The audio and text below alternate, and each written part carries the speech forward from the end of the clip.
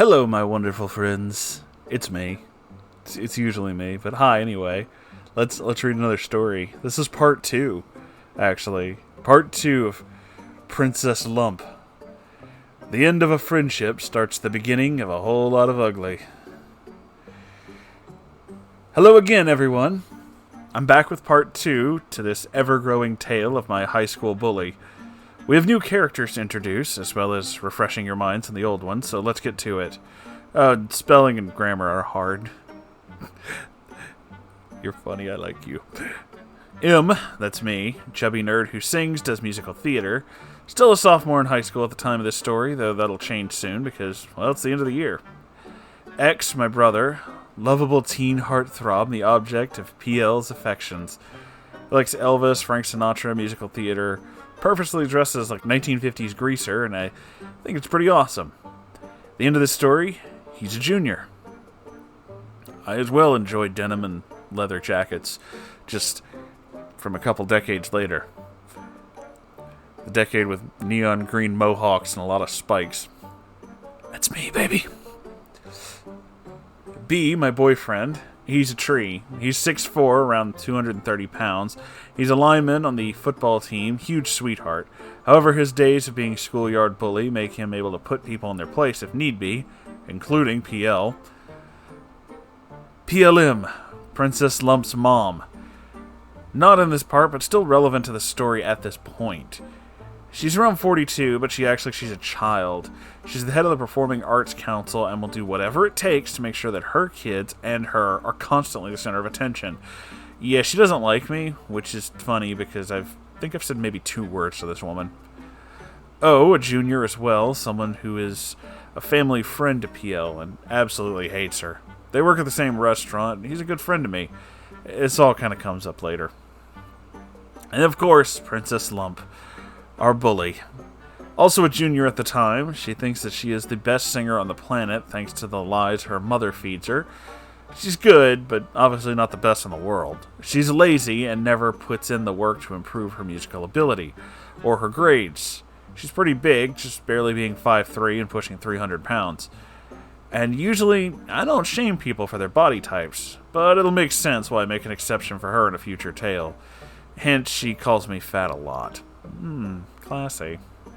One last thing, if she doesn't get what she wants or feels like she deserves, she will throw a tantrum, like she does in this story. Dude, spoilers! This is the story of how I ended my friendship with PL, but in turn started something entirely new.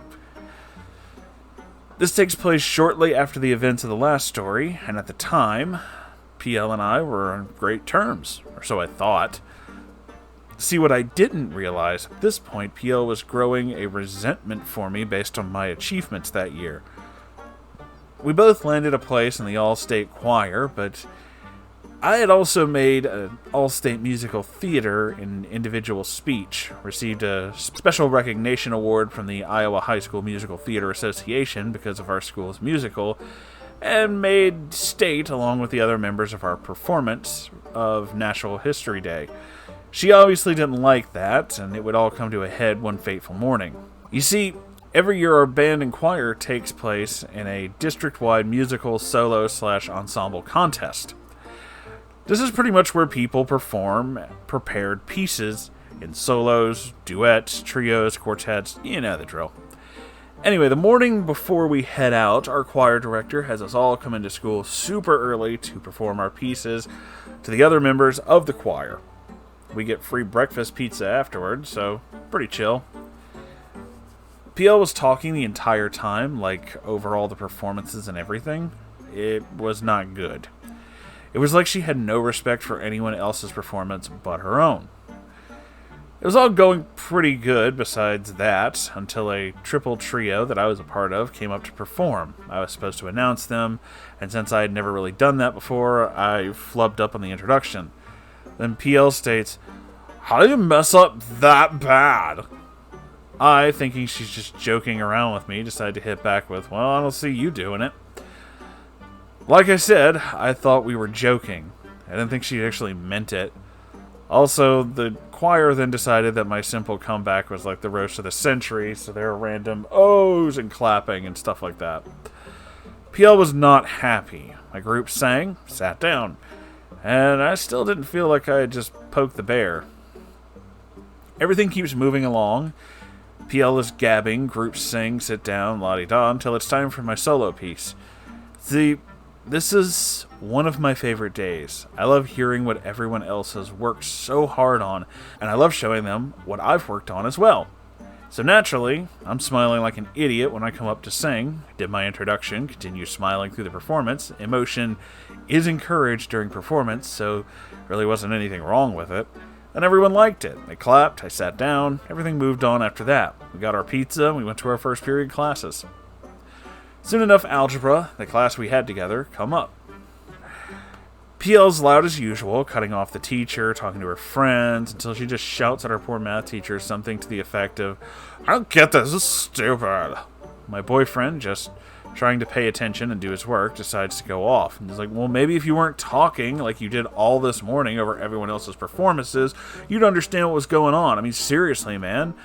I couldn't even enjoy any of the music this morning because all I could hear is you. Oh, did I forget to tell you? Boyfriend's choir kid, too. The room went into absolute silence. PL quit talking for a while. However, about 5 minutes later, she just starts talking to everyone around her, including me because I sit next to her, about what a total jerk he is, and about how being loud was a part of her personality. Oh, I didn't realize that loud was a personality trait. Suddenly, I'm not feeling math that day, and I didn't want to hear these things about my boyfriend anymore, so I asked to go to the bathroom, fully intending to just screw around outside of the classroom for a bit. It was on my way back to class that I was stopped by a fellow choir kid. Hey, can I talk to you? Yeah, sure, what's up? Well, I just want to let you know that PL was talking about you pretty badly when you were up there doing your solo. She kept talking about that smile you had on your face and while you were singing and how arrogant and indignant you are. She said you're a real bad sport and that you always get everything you want. Huh. And that was it. I'm officially done.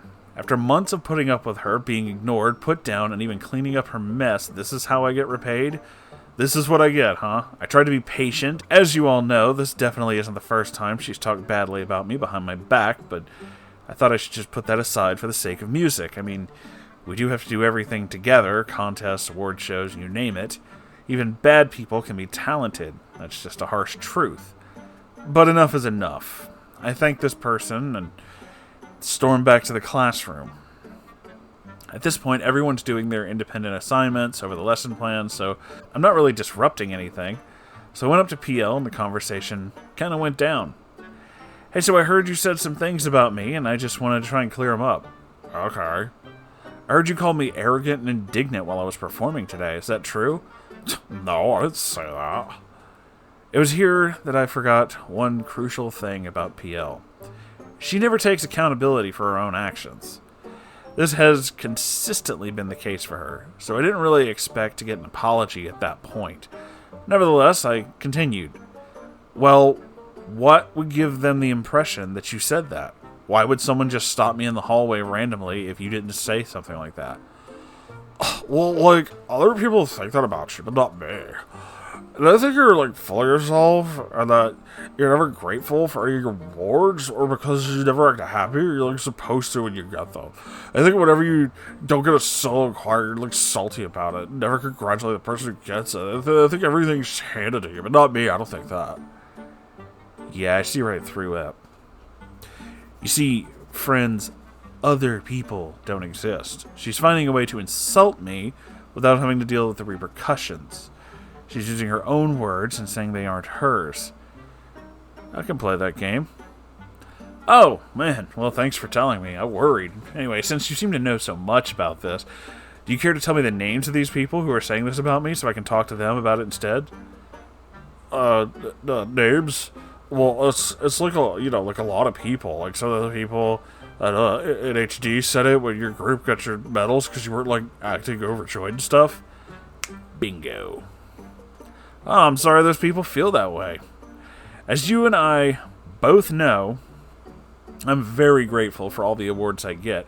And the reason I don't jump out of my skin when I get them is because I realize that there are people that worked just as hard as I did and didn't get awarded for it.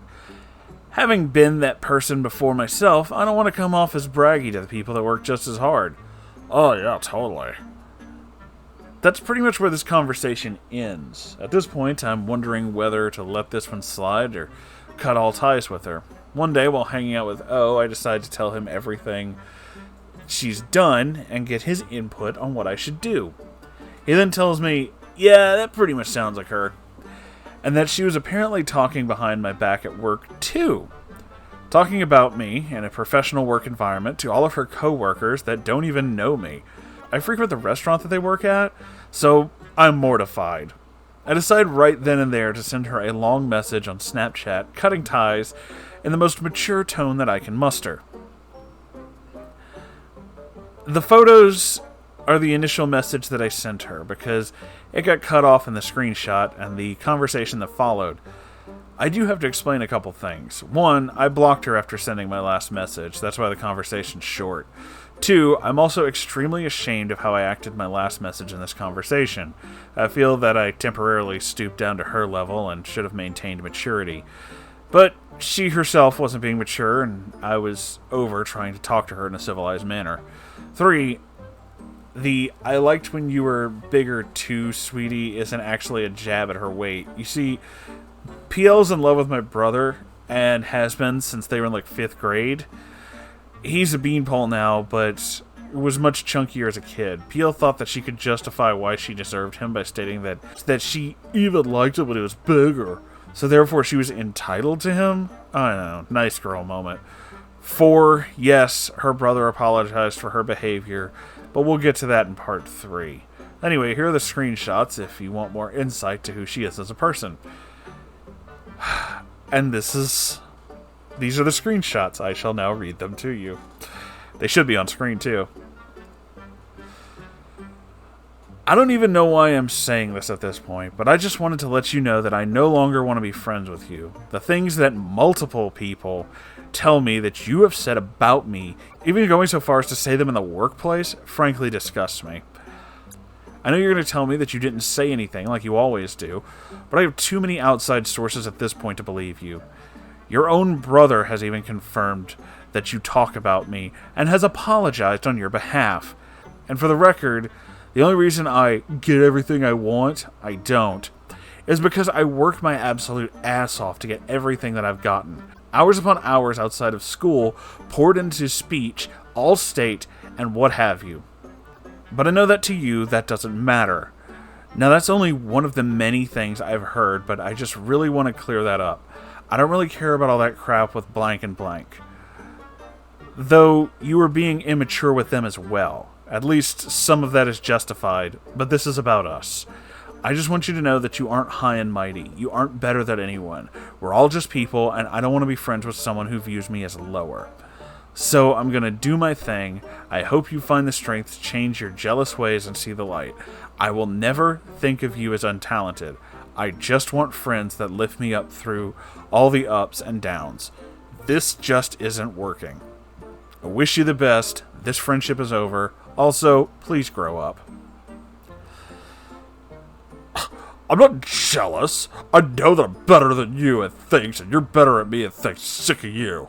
Okay, well, we don't have to be friends anymore. Problem solved. Goodbye. Awesome. Sounds great. Thought that friendship was done a while ago. I would have known, too, if you had the balls to actually tell me anything to my face. I hope you have a wonderful life being jealous when someone beats you, and who knows, maybe you'll chase after my brother for 3 more years. Oh, and I liked you when you were bigger, too, sweetie.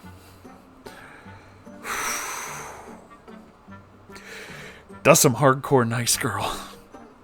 That's some legbeard nice girl shit. She's probably the same person who posts stuff about how guys only want stupid whores and never appreciate nice girls like her. That kind of shit.